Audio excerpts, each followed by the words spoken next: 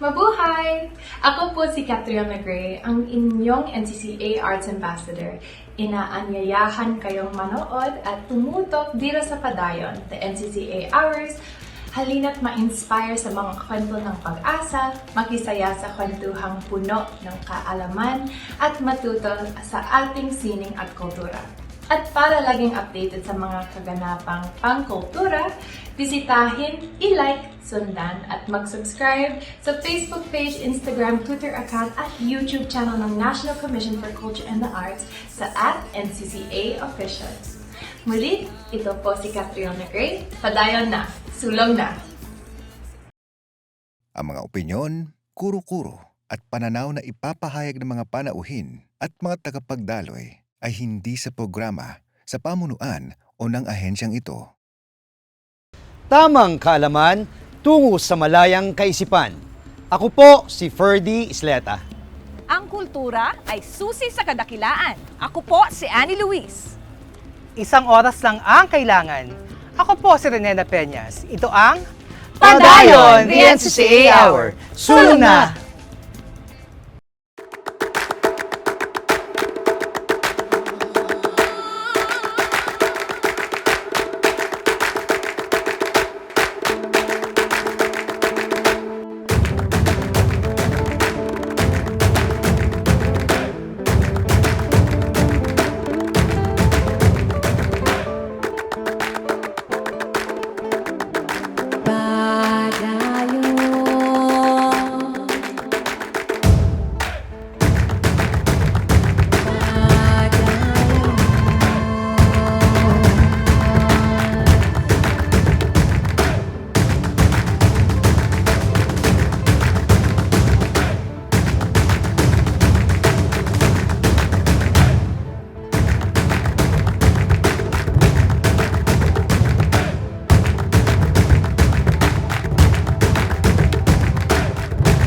Padayon the NCCA Hour.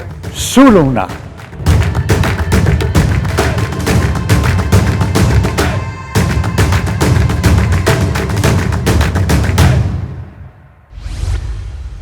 Katutubong Filipino, atin ang tagumpay.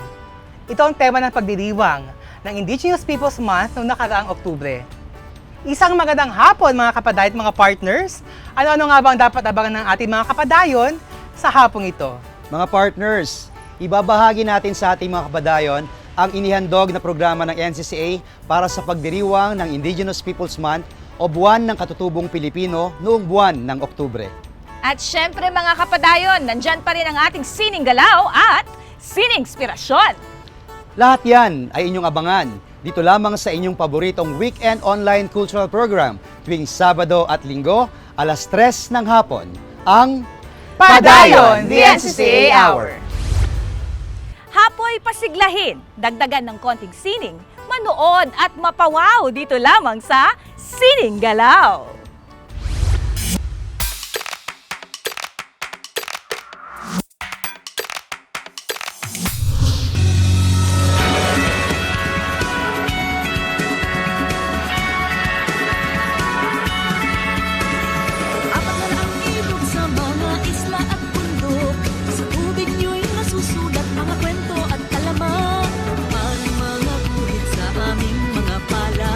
Ang bal ng tadhana at buhay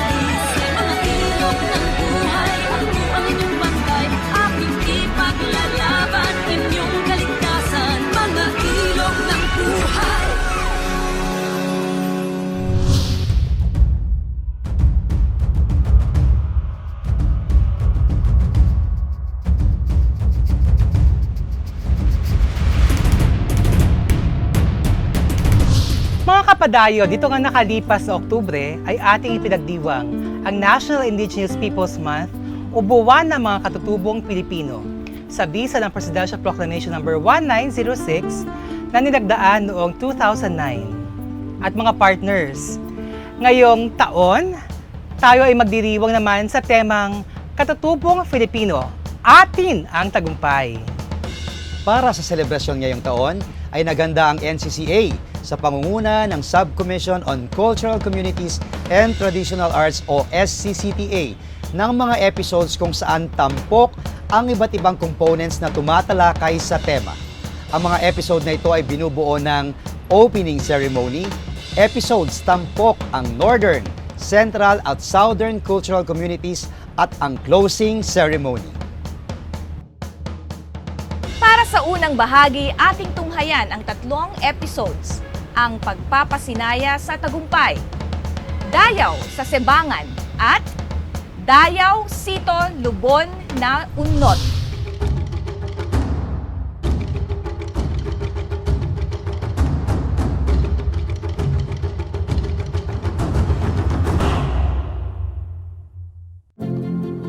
The Philippines is often described by the number of its islands, more than 1,000.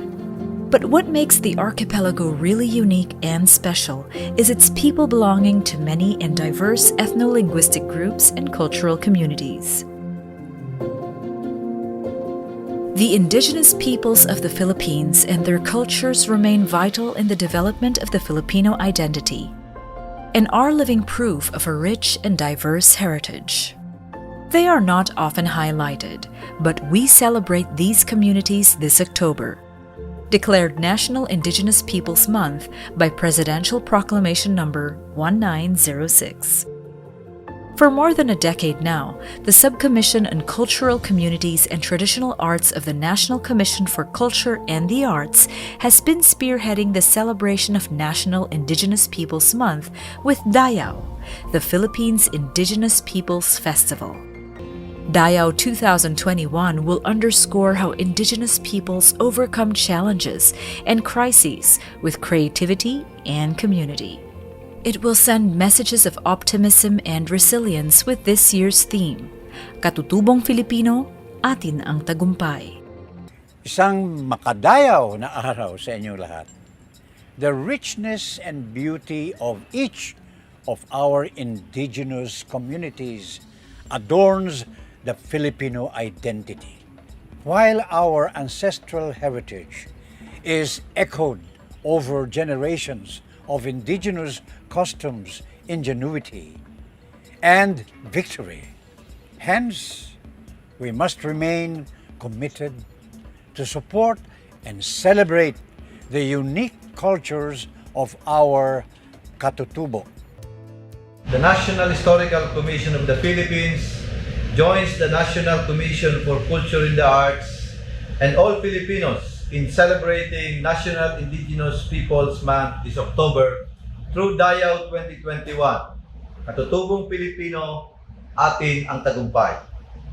The NHCP solidly stands with the Filipino indigenous communities whose rich and diverse traditions, practices, arts, literature, music, and dance are the bedrock from which sprang our unique Filipino cultural heritage, identity, and values that have been recognized worldwide during the 2021 Quincentennial commemorations in the Philippines and the 2021 Year of the Filipino Pre-Colonial Ancestors.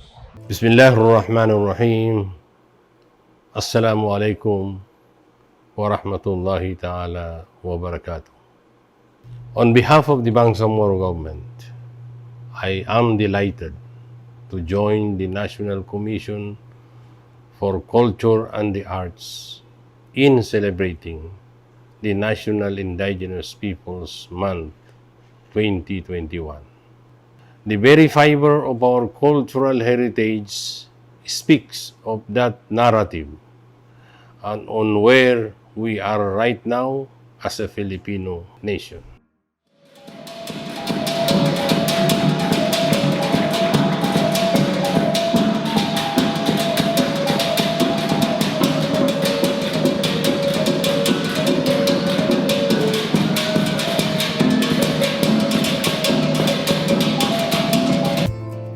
Kapyan kapano Diyos, napiyang nga aldaw, masanto si agaw, naimbag nga aldaw kada kayo amin na po.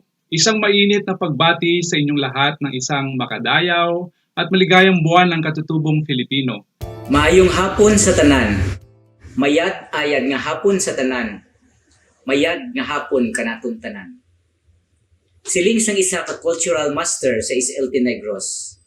Wala sang pandemya nga makapugong sa amon ranso kag paghikot sa mga tinumandok nga selebrasyon.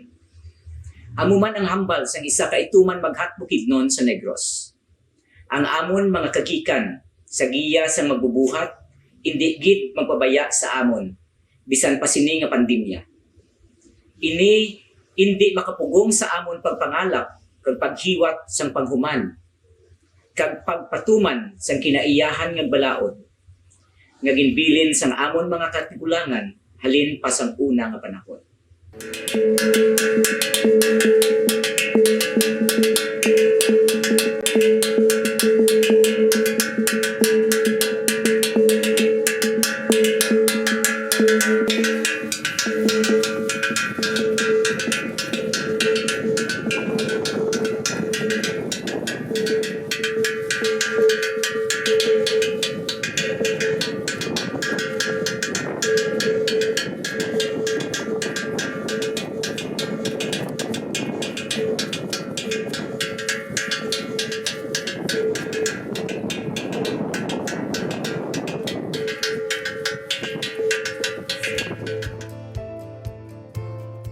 Bismillahirrahmanirrahim.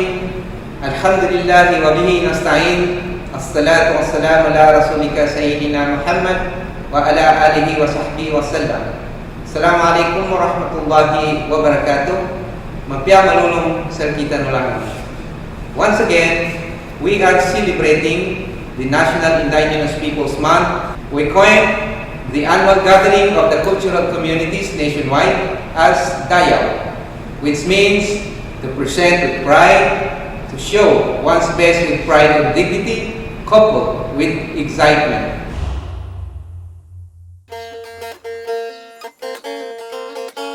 Southern Philippines is mainly made up of the mainland of Mindanao and other islands surrounding it, such as the archipelagos of Basilan, Sulu, and Tawi-Tawi. These are traditional homes and territories and ancestral domains of many indigenous groups, and it also includes the Bangsamoro Autonomous Region in Muslim Mindanao, consisting of several provinces, homes to different Moro peoples.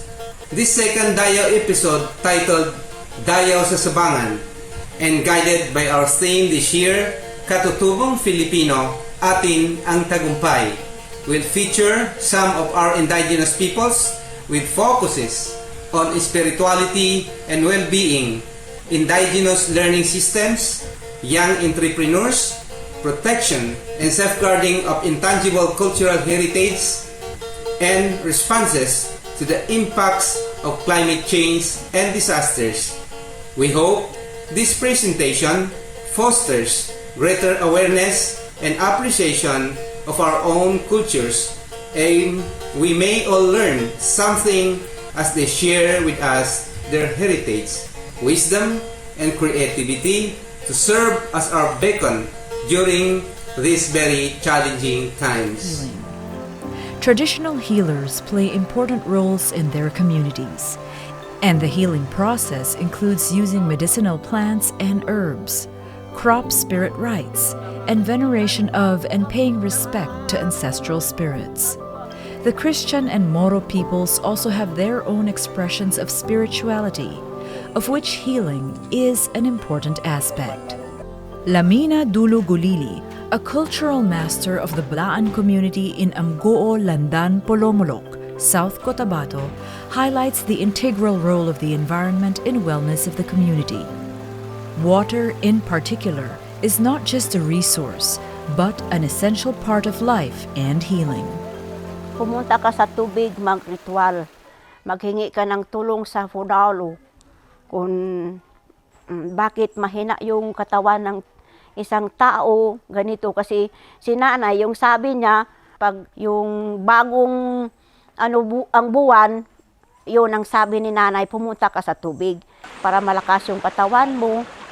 Bago pumunta sa tubig, kumuha ka ng mga kahoy para mag-ritual ka sa tubig. Pero doon sa yung galing sa matutom, hindi sa ibang tubig.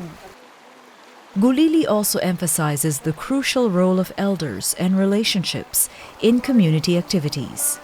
Bago ka magpunta sa tubig mag-ritual, magsabi ka sa matanda dito, gusto ka sasama sa amin pumunta. Kung sabi niya, oo, sasama siya.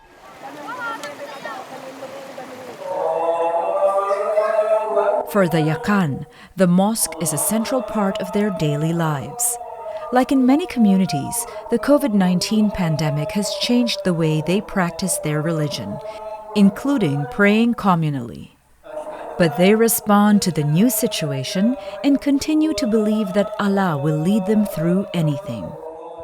This is one of the most challenges for us because from time to time we are campaigning. We are calling people to come to mosque, to masjid, to perform ritual prayers. But this time, we declare or announce to the people that we should not come to the mosque. So this is for me the most challenges that I experience. Really want to to take the opportunity of telling everyone that this is a very hardship situation that we face ever. And as a matter of fact, this is for the first time during our time that we encountered such kind of natural calamity that we experience. Mula-mula hinang kamihin, magpesib kami kemon sime sawe kami dem kauman ngaka maku dua si Allah Subhanahu wa taala murah-murahan ilapasan kita kemon ang bansa kinin. Sabab sakihin aman Allah Subhanahu wa taala duk magpatala sakihin tepet Allah Subhanahu wa taala. While the coronavirus pandemic has prevented visits to the mosque, it has not prevented the Yakan from practicing their religion at home. While the pandemic has brought renewed attention to wellness and health in many parts of the world, in cultural communities, traditional healing practices have always been integral to everyday life. Like many communities in the Philippines, the Teduray have deep connections with their environment. Their relationship with the forests and the fields is reflected in their livelihoods, traditions, beliefs, and practices. When preparing for the planting season, the Teduray perform rituals to fend off bad spirits and ensure abundance and good harvest. The Fot Moto, a sacred music, accompanies the Teduray as they perform their rituals, including the Kanduli. The Fot Moto can only be performed by an elder and is only passed on to specific members of the community. Punake Kmanduli lalo nak mohok ke ba ideng varianan punake varianan nani punake kadat ada ketake Teduray mohok Kmanduli ke lo beni yawe bahasa mohok na punane kena Kmanduli ge gedrun ge deh ke basta-basta ge ko mohok ba varianan namlau Kmanduli ge timu-timu ay mododowe tau. Every cultural community has its own ways of teaching children and younger members of the community, of passing on community values, life lessons, ethical and more sustainable utilization of environmental resources, and even practical ways of doing things. These learning systems have several methods, strategies, and forms, and are integrated into their daily lives. A popular method is play or game. Despite disruptions due to the pandemic, the communities continue to find ways towards joy and learning. For the Sama of Tawi-Tawi, traditional games are very much part of their learning system. Ako ay isang Sama. Pinapreserve po namin ang aming katutubong laro. Meron kami tinatawag na kardang. Dalawang klaseng kardang. Isa po ay kardang peya made from coconut shell and rope. Meron din kami isang kardang na made from soft wooden. ito po ay natutunan pa namin mula sa aming mga ninuno. Napakahalaga sa amin, ito po yung identity namin para makilala po kami sa iba't ibang lugar. So, ito po, they are enjoying playing kardang dahil ito po ay pinaka-importante sa amin. Mula pagkabata ng aming mga ninuno, ito na po ang katuwang nila mula pagkabata hanggang sa pagtanda nila, hanggang ibigay sa mga next generations. So, ito po ay hindi namin pwede kalimutan dahil napaka-importante po ng larong ito sa amin. For the Teduray, music and dance are part of their learning system, transmitted from generation to generation until today. A tradition that endures despite the upheavals of the times. Tido fuganain keeyen kaide kalukasan niray be begeye tido fuganay be ndak makadanoy kagay kaadatan tido fuganay. Namlaw blewe ni tamam blewe ni tunduk keson nani kagaye mengetulungan tido fuganay kagay keadatan sani masayaw ni dauti kefasayaw gay medo kefasayaw ino desa kefasayaw gay tofo sagrado kemanduli lo ke bulu ke beni uyot ni ke beken tofo importante ndak masayaw gay. Older Teduray teach their children the sulagad, the indigenous tenets of cultural survival, including sustainable farming practices that enable the community to thrive through changing times. Sekitaw so bade practitioner be marawen ni sulagad. So ati viber ni sulagad. Isulagad ni sebaan pamaraay tribung Teduray lambangi ane be karawe kafagoyag. Isulagad ni sedek pendawat sulagad kasi mangido pinakalukas de be tagad-tagad. Many young indigenous persons who learn traditional crafts at their communities or in schools for living traditions are now actively selling their crafts and products and are able to earn income for their everyday needs and formal schooling and to help their families, especially in this period of crisis. For these youth, learning traditional crafts connects them to their culture. And with the help of new technology, it also becomes a means of livelihood. Through entrepreneurship and modern means, traditions are also kept alive. Dayaw Rosa May Tabidad, 15 years old, Lumotogo Sitio Lam Canidang, Barangay Lamdalag, Lake Cebu, South Cotabato.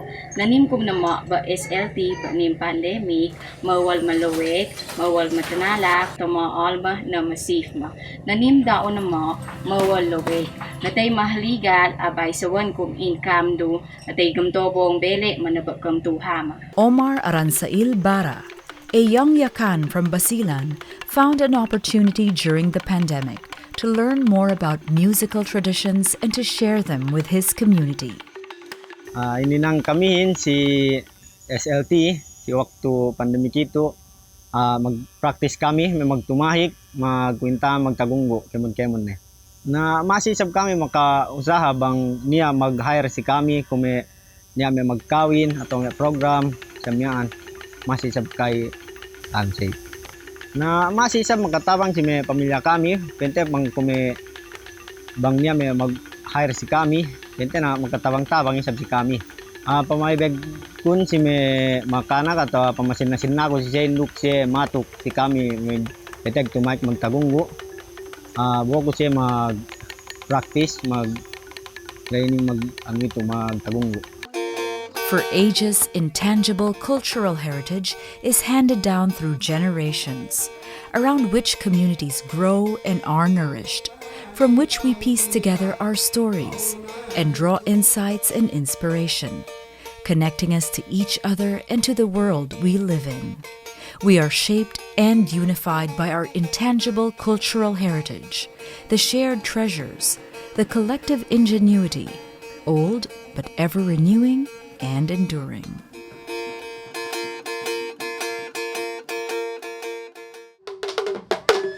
For the Tiboli community of South Cotabato, safeguarding their intangible cultural heritage is very important. While it has become difficult for them to do so, they still persevere, and it has become a source of pride and a symbol of overcoming challenges. One of the intangible cultural heritage that needs to be protected and safeguarded is the tinalak. Because tinalak gives us identity as Tiboli not only in our locality but all over the world. One of the challenges of these ICEs is the less or the lack of interest among our young weavers or young learners, even in the School of Weaving tradition. While learning about their traditional crafts is itself a rewarding experience, it has become also important for young Tiboli to know that these can be viable means of livelihood. It is a matter of rallying stakeholders together to provide an encouraging environment for these young people. Members of the Balikan community also recognize the importance of urgent transmission of their traditions. Practitioners and culture bearers remain passionate about sustaining their crafts and sharing them to the community. Ang kanang mga tradisyonal kanang gibuhat sa mga Balikan sukad kini adto kuan is faglong para mana sa kasadya og kining mga pana o kining mga sundang, mga fais, mga gibuhat sa mga unang Balikan sa una. Unya nagasugod ako nagahimo og faglong sir katong kuan.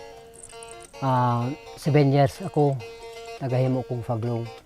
Pero ang akong gikwirda sa unang panahon kay wala man good kuan kining kwirda sa kitara, ang akong gigamit katong clad. Clad nga ingani o. Mao ni siya. Kung wala na ko yung clad katong kuan lanot sa abaka akong gigamit. The Maguindanon understand the importance of institutionalizing the transmission of intangible cultural heritage, facilitating channels that young people in the community can access and they can ably pursue. Kailangan magkaroon ng batas sa BALM na may sali sa school curriculum itong bayok. Nang sa ganun ay may turo ng formal sa mga kabataan at maintindihan nila.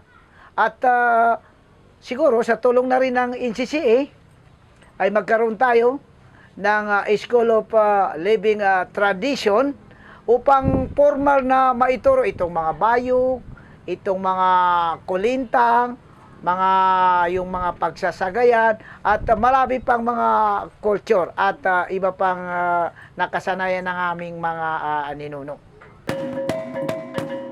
The musics and dances of the peoples in the Bangsamoro, including the Meranao of Lake Lanao area, are performative manifestations of their Muslim faith and act as a means for younger Meranao to learn more about their beliefs.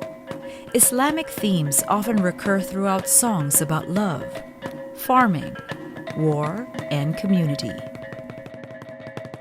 Ang Maranao ay mayaman at makulay ang kultura. Nandiyan na po yung darangan or chanting na story, been recognized by UNESCO, United Nations of Education, Scientific, Cultural Organizations, and ni-represent din namin yan sa Malaysia with my team sa Rimanok Theatre Company. May tinatawag din silang the province of House of the Artists, located in the municipality of Tugaya. Diyan po lahat ginagawa ang mga art ng Maranao.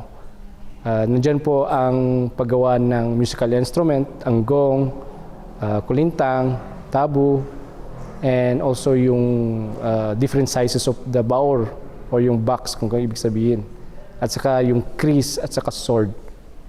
And nandiyan na rin yung textiles at langkit, landap at saka malong. Many indigenous peoples live in harmony with their natural environment, depending on it for livelihood and sustenance, as well as the continuance of their cultures. Anthropogenic climate change threatens that relationship, but the indigenous communities are able to respond to the impacts in many ways, both old and new.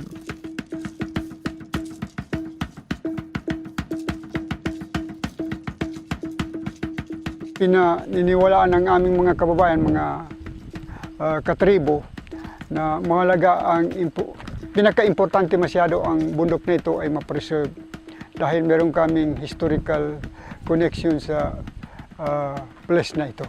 Ito ay pinag-iingatan dahil ang bundok na ito, ang Timacohi, isa ito sa pinaka-protected area. Identified ito under NAIPAS law na kailangan ma-protect.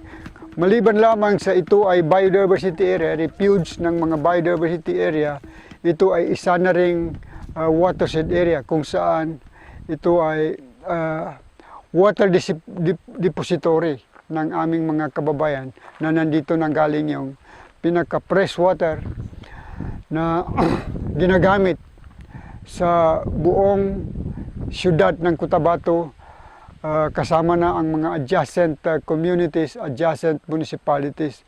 Ang tubig ay nanggagaling dito.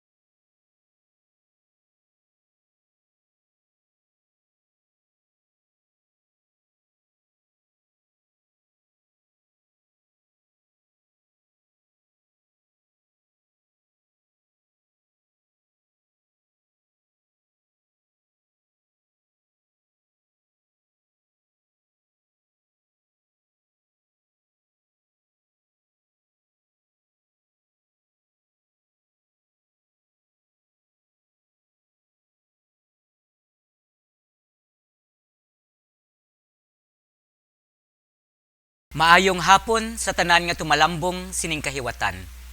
This episode of Dayaw 2021, NCCA's virtual celebration of National Indigenous Peoples Month and the Year of Filipino Pre-Colonial Ancestors, spotlights the indigenous peoples and cultural communities of Central Philippines. Central Philippines mainly consists of the Visayas, Calabarzon, Mimarupa, Region 5, and the large island Palawan within its surrounding islands.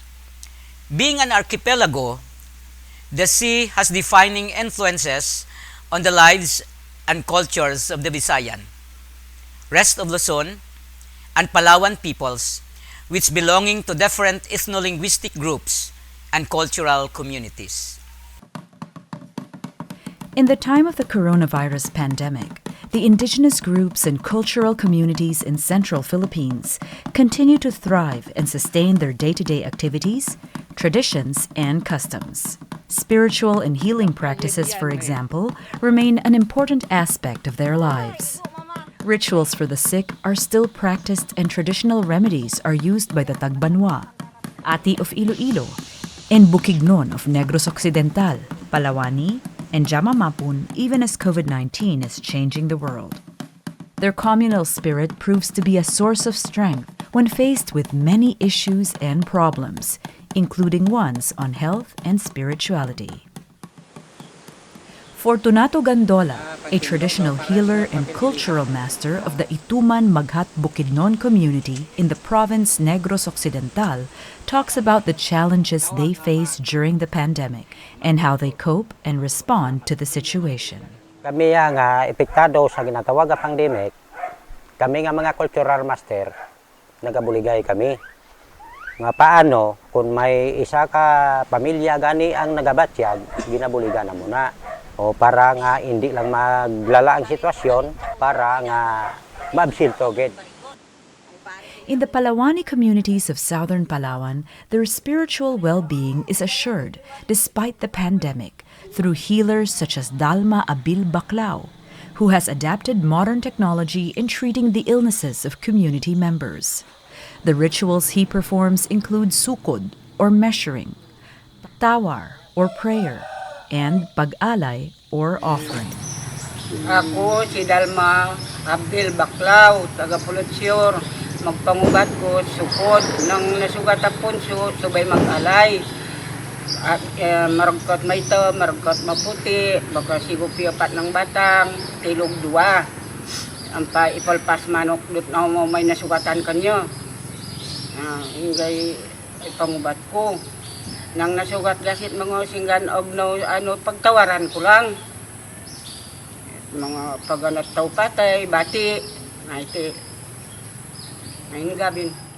Narsim Gantang, a Tagbanwa traditional healer from Aborlan, Palawan, explains the pag-eemara, a healing method they have been practicing for a long time and even during this pandemic. Una imaraan at kay tundaan. Bawitan in uno nga sarot, batat inat salakep, ta anoan it salakep, ta kain mag-at sablaw, ta ito nga itoon. Baw salakep ngayon, kasalinaga ito. Pagpukpukon ipagbanyosit bilog. Ano pa ibagkan? In gapa galamang magayon, paglambayan ka mag-at kuno ipag-uli ikyarurwa. Tain gapa magayon, wa ito pagsarabat parina. Matodyan, basta mga panraramig apon, pagsarabat parina. Parina ito itawag ka ito. Ta ito, uba-ubatit, sakit tinae nga magsuor. Ta pwedeng imnon, pwedeng iiyep, pwedeng ibanyos ito. For the Panay Bukidnon in Tapaz, Capiz, the traditional game Palisik-Lisik, which is based on the life of a binukot, is an integral part of their learning system, still practiced to this day. Ang ina nga hampang, ginagamit ina sang panahon, sang pagbilog sang bulan, kag maayo ang tiyempo. Katulad sang bulan sang Marso, kung maghalin kami sa pag-ubra namon sa uma, nga magdurok kag magpanggas, ang amon pag-ubrahan ay kaamon nga pagpunguma, ti kung maguli do sa kapunanon, kag makapuway, kag manami ang tiyempo, dira ang mga bata nagasugod sang ilang nga hampang, ilabay na gid sang oras ang kagabihon nga masanag ang bulan. Ang padaog sang hampang, kung sino ang maigo, ina nga grupo, 3 ina ka bilog kada grupo. Ti kung sino ang unang taya dira, kag sino ang maigo, maperde ina. The coronavirus pandemic accelerated the shift to e-commerce.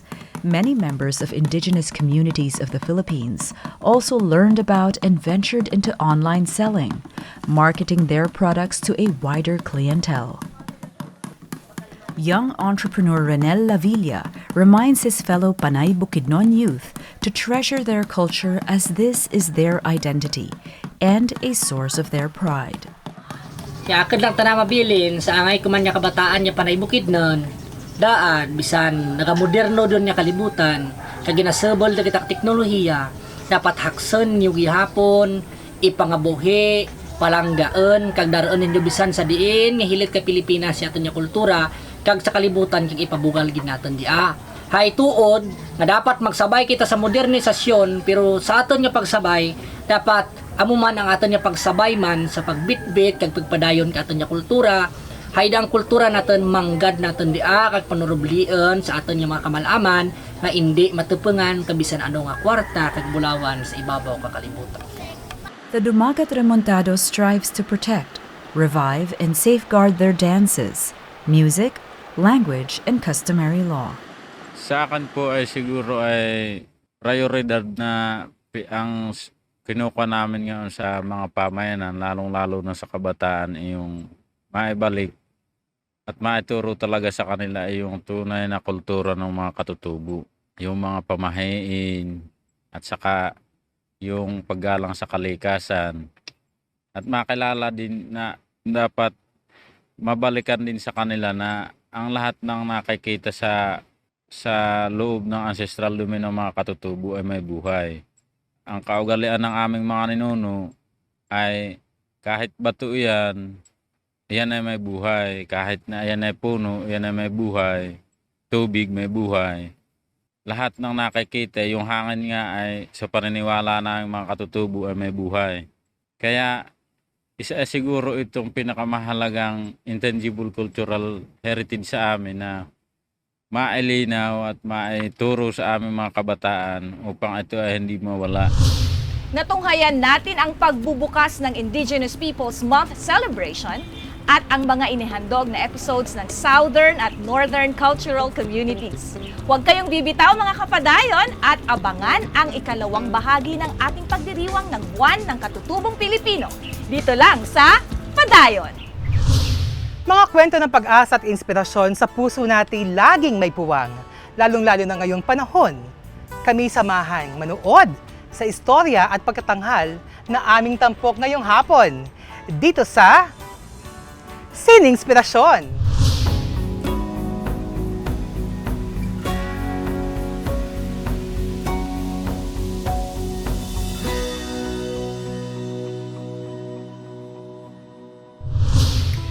Hi mga kapadayon! Ako po si Katkat Dasari at kilala rin sa tawag na Captivating Katkat sa mundo ng drag.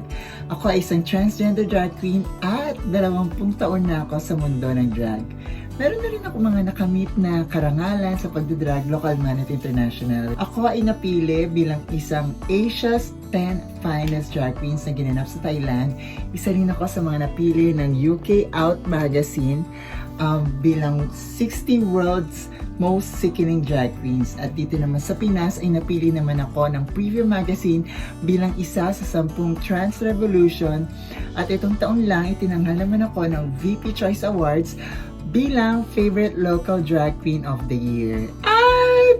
Kamakailan lang, just recently, ay nanalo naman tayo sa Launch Out Loud sa TV5 as LOL Drag Queen Supreme. Kaya yan, and minsan naman ay syempre nabibigyan tayo ng chance na umakting. Kasi drag has been my bread and butter dahil ito na rin na nakatulong sa aking family, kaya malaking tulong na rin talaga sa akin ang pagdadrag. Sa panahon ng pandemya, pinagpapatuloy namin ang aming passion sa pamamagitan ng paggawa ng aming performances at pagmi-makeup at ipinapost namin ito sa aming mga social media accounts para patuloy pa rin kami makapagpa-inspire ng ibang tao. And nagtatanghal din kami sa pamamagitan ng Facebook Live para patuloy kami makapagpasaya ng mga tao, and at the same time, ito na rin yung means namin to survive in this time of pandemic. Gusto ko lang sabihin sa lahat ng kapwa ko drag queens or drag artists dyan na patuloy lang natin ipagpatuloy ang ating passion, artistry and craft, at huwag tayong huminto sa pag-abot ng ating mga pangarap. Patuloy lang tayong lumaban sa buhay, and remember, always keep healthy and safe, and of course, gorgeous!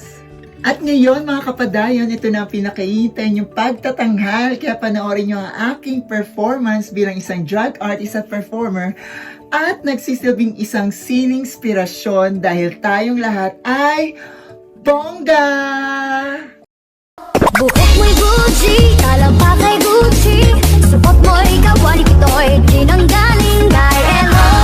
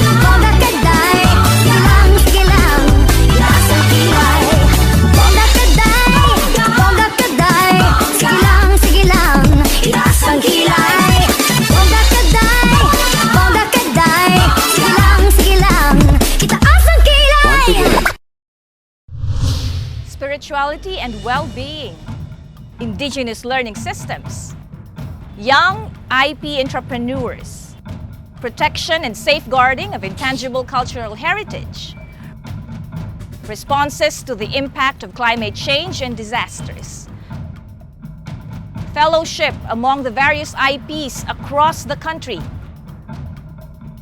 Ito ang mga components na focus ng pagdiriwang natin ng IP Month ngayong taon. At kanina ay ating natunghayan ang pagbubukas ng Indigenous Peoples Month celebration at ang mga inihandang episodes ng Southern at Northern cultural communities. Noong mga nakalipas na taon ay ipinagdiriwang natin ang buwan ng mga katutubong Pilipino sa pamamagitan ng Dayaw Festival kung saan nagtitipon ang mga katutubo mula sa iba't ibang IP community para itampok ang pagiging malikhain, ang cultural diversity at heritage ng bawat community. Ikaw, partner Ani, ano yung naging bahagi ka ba ng Dayaw Festival? Meron ka bang pwede ibahagi sa ating mga kapadayon? Ay, grabe, partner. Nung unang-unang Dayaw Festival, I think it was year 2000, dito siya ginanap sa Luneta. Siyempre, yung naging memorable sa akin kasi yung mga kilala ko lang na, actual kong nakita, yung mga northern kasi yun ang malapit puntahan pag nagbabakasyon, turista, ganyan. Yun ang mga nakikita mo. Pero dito noon sa Luneta, naalala ko, iba't ibang indigenous peoples, may ibang communities, nagulat, grabe yung kultura nila, parang wow, nagulat ako. At nakakatuwa na nagmi-meet yung iba't ibang IP communities dito. Dito kasi syempre hindi naman talaga tayo biyahe na ganun kalayo, di ba? Pero it was actually very enlightening sa akin yung experience na yun. Yes, nakakatuwa talaga, partner, kasi ako naman naging bahagi din sa Rizal Park, nakapunta din ako doon sa Pampanga at saka sa Capiz, no? At nakakatuwa na tayo mismo, di ba, nakadaupang palad natin ang ating mga cultural communities. Gaya ng sabi mo, sila rin, pag nagkita-kita sila sa bawat isa, sila mismo ay natutuwa na nami-meet nila yung cultural communities from other parts of the country. Right. At nakakatuwa dito, partner, yung ating mga festival sa Dayaw, nagiging bahagi talaga yung mga community. At sila mismo ay nasisilayan at na-experience yung mayamang kultura ng ating mga katutubo. Yes. At para sa pagpapatuloy ng ating selebrasyon, ating tunghayan ang Dayaw sa Butnga mula sa Central Cultural Communities at pinagtagumpayan, the Dayaw Closing Ceremony.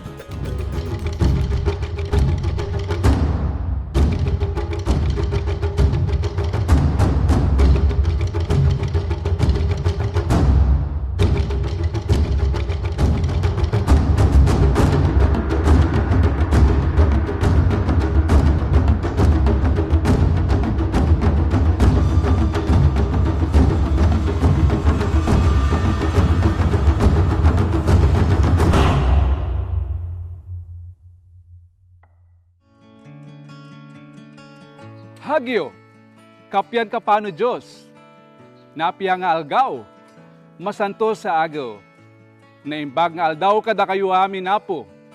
This episode of Dayaw 2021, NCCA's virtual celebration of the National Indigenous Peoples Month and the Year of the Filipino Pre-Colonial Ancestors, spotlights the indigenous peoples and cultural communities of Northern Philippines. Northern Philippines consists of the main island of Luzon, as well as the surrounding islands and island groups of Batanes. In this region are the traditional homes, territories, and ancestral domains of the many indigenous peoples and cultural communities. Ethno-linguistic groups in northern Philippines, such as the Tuwali Ifugao, Bugkalot, Gadang, still observe many aspects of traditional spiritual beliefs and practices. Their exposure to Christianity and modern living has not completely erased them. In several cases, they have managed to blend the new with the old. To this day, their traditional spiritual beliefs play a crucial role in their everyday living. Many of these cultural communities still believe in spirits and deities and perform rituals and other practices to appease them, to pay respect and to give thanks, offering food and prayers. Faith healers perform the rituals, mediating between the living and those in the spirit world. They are knowledgeable in folk modalities and well-versed in the use of medicinal herbs.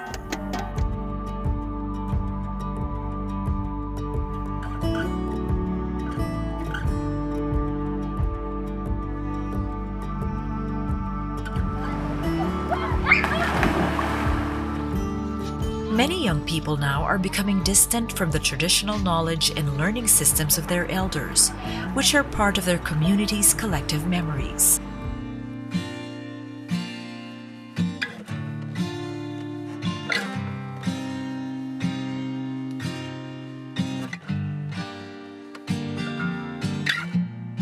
The Philippines is no stranger to calamities. Due to its geographic location, it experiences numerous natural disasters, such as volcanic eruptions and earthquakes, as well as climactic events, such as typhoons and floods, that keep getting worse every year. If anthropogenic climate change continues to worsen, the country will be among those that will suffer the most. Mitigating climate change and having survival skills during catastrophes are among the needs of the hour. With Pinagtagumpayan, the last episode of Dayaw 2021, a virtual celebration of National Indigenous Peoples Month and the Year of Filipino Pre-Colonial Ancestors, we conquered challenges and we mark a milestone. We celebrate the journeys of healing, spirituality, learning, and survival, and stories we heard from our Indigenous peoples and cultural communities. They are testaments of triumphs, of community and creativity, of life and culture that are enduring and ever-renewing. Celebrate with us with Pinagtagumpayan. Ushering in our program are different expressions of spirituality. A Muslim prayer from a young Meranao imam from Marawi City. A chanted prayer from the Aita Mag-Anchi from Tarlac, and the Fotmoto, the special music of the Teduray, performed with agung and for sacred rituals. Performative expressions are one of the most compelling manifestations of native creativity and ingenuity, showing their imagination, emotions, aspiration, and wisdom. They are vehicles both for learning and entertainment, as well as a means through which members of communities gather together and express themselves. Pinagtagumpayan presents several sets of traditional performances that include dance, music, chants, and even games. The youth of the Blaan community in Amguo Landan, Polomolok, South Cotabato performed the Aral Kashal Flivu, or festivity dance.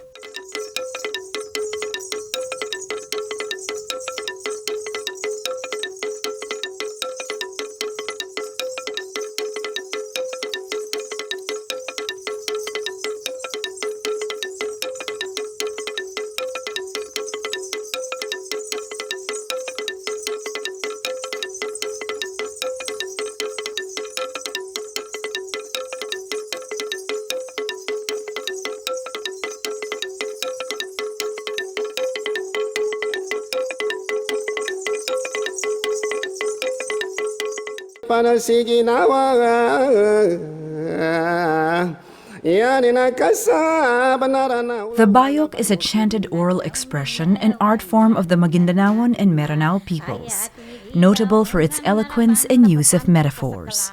It is also considered a traditional theater form, especially the Meranao version. The bayok can be forms of storytelling, greetings, and expression of gratitude, tackling a wide range of subjects. The Dinoy-a is a common dance of the Tuwali Ifugao, which can be performed by anyone regardless of social status. Dinoy-a is performed during any occasion, even during the wake of an elder or notable person. The Teduray community of Looy, South Upi, Maguindanao presents the Kefesayaw Kinogon, which is a graceful sacred dance, and the Kefesayaw Blian, which is also performed during rituals, particularly the Kanduli. These dances are also forms of thanksgiving after a ritual is conducted.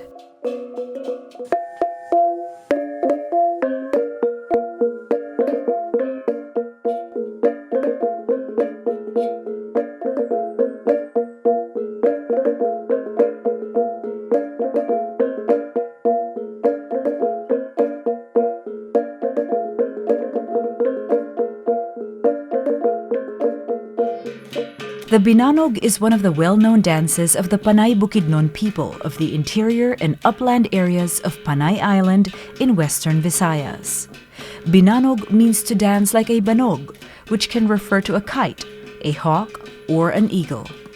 A communal dance that often depicts courtship, it imitates the graceful movements of the bird. Dancers stretch and move their arms like wings, and their feet move rhythmically to the music.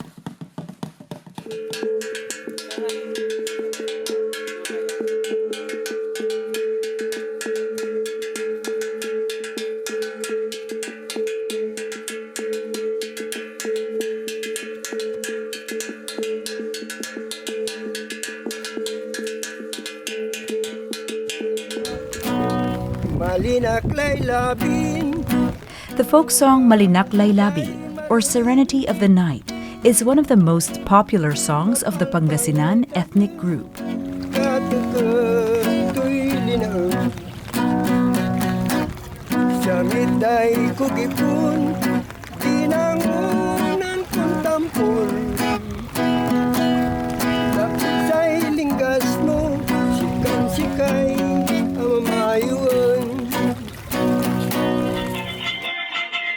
From the province of Nueva Vizcaya, the Bugkalot community performs the tagem and the elalat. The tagem is a common dance of the Bugkalot, performed whenever there are occasions as well as in rituals. It is accompanied by the music produced from the kulising and sepal. In the elalat or padong, the skill and agility in warfare of a performer is shown. It can transform into a showdown among performers.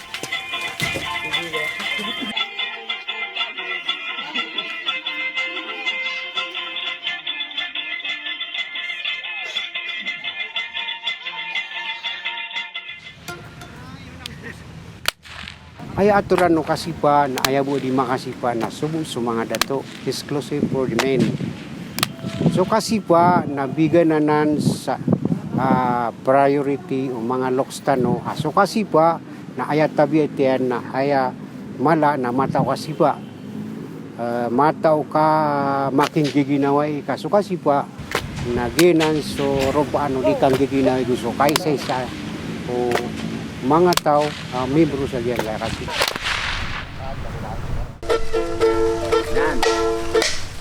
Brought in during the Spanish colonial era, the composo is a ballad or a short narrative song that has been embraced by the Filipinos, especially in Western Visayas and surrounding areas.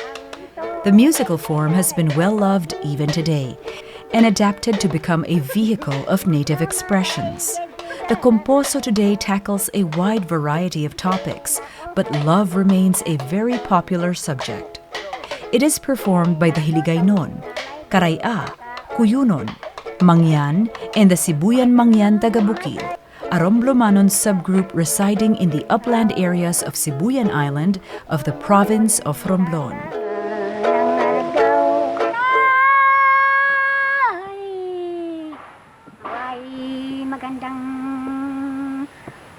Aita Magbukun cultural master Milet Danke performs her chant titled Freedom. The chant recounts the effects of the pandemic on her community, including the changes it brought to their daily lives. The chant also encourages to follow health protocols and to have faith in God to maintain health and well-being. It also extols love of family and their own culture.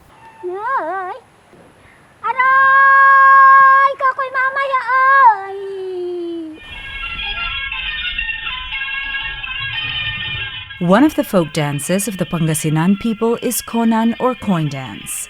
The dance depicts children playing the sanking, a game usually played during fiestas. In this special segment, Guminani, we celebrate the efforts in documenting and safeguarding heritage, the continued telling of stories, new pathways to learning, and tools for awareness and understanding.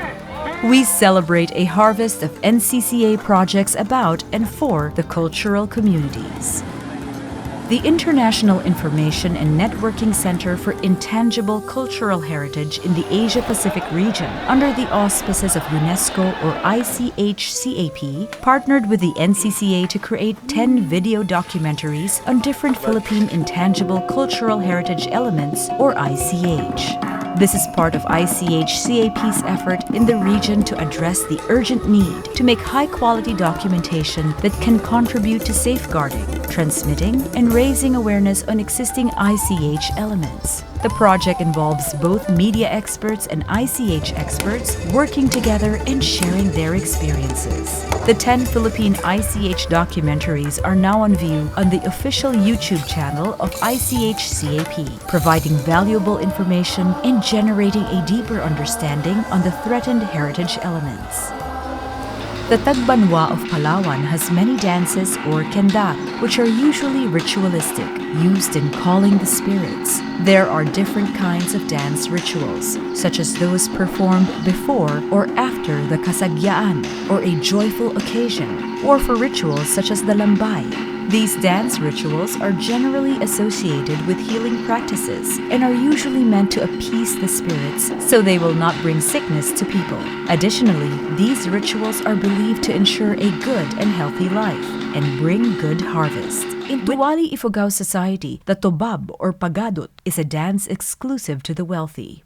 It is performed during the gotad, or the wedding day proper. The courtship dance depicts how gadang men win the hearts of the women, not only by words, but also through actions. In gadang culture, courtship and marriage are considered sacred. The leadership dance provides pointers for leaders on how to lead and manage their own communities and other people. The war dance portrays how the gadang defend their communities from outside attacks with cooperation and bravery.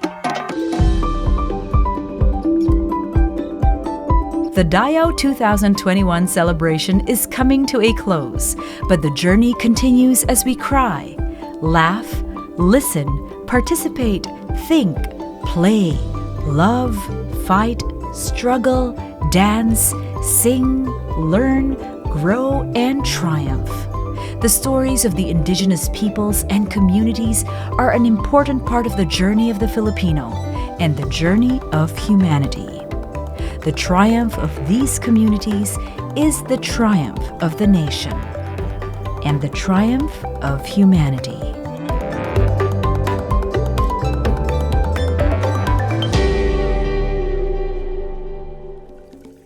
Maraming salamat sa pakikisa sa ating virtual na selebrasyon ng Buwan ng mga Katutubong Pilipino. Muli tayong magsama-sama dito lamang sa Padayon. Pagbati po sa lahat ng bumubuo ng Subcommission Cultural Communities and Traditional Arts at mga partner sa ating Cultural Communities and Traditional Arts section na pinamumunuan ni Binibining Rene Talavera. At mga kapadayon, patuloy nating ipagmalaki at ipagbunyi ang ating sariling pagkakakilanlan at mayamang kultura na itinataguyod ng ating mga katutubong Pilipino.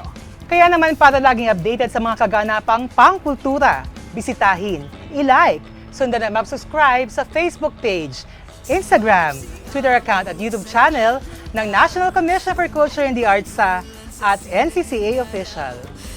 Dito sa programang hatid ng National Commission for Culture and the Arts, kami ugaling samahan tuwing Sabado at Linggo, alas 3 ng hapon. Maraming salamat sa pagtutok sa aming programang nagbibigay ng kaalaman, sa programang nagbibigay ng kasiyahan, at sa programang nagbibigay ng inspirasyon.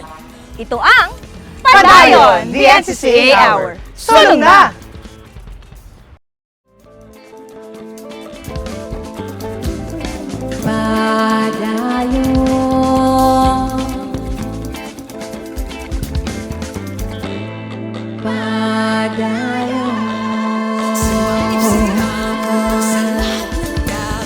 Umalibang bulan sa sinag ng araw.